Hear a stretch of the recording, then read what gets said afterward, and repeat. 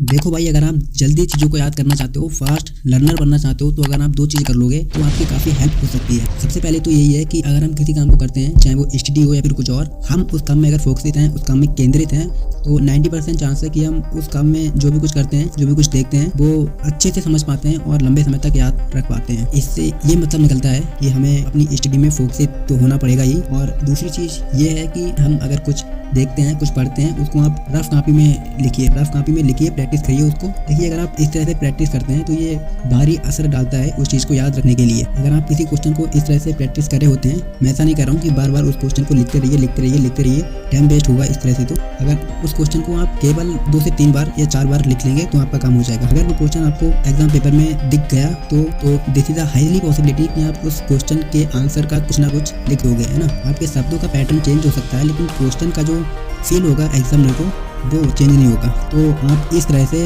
ज़्यादा से ज़्यादा क्वेश्चन को कवर कर सकते हो, है ना। समय देखो बहुत कम है, समय तो बिल्कुल कुछ है ही नहीं, लेकिन इस समय में भी अगर इस तरह से चीज़ों को करा जाए तो काफ़ी हेल्प हो सकती है। जय हिंद।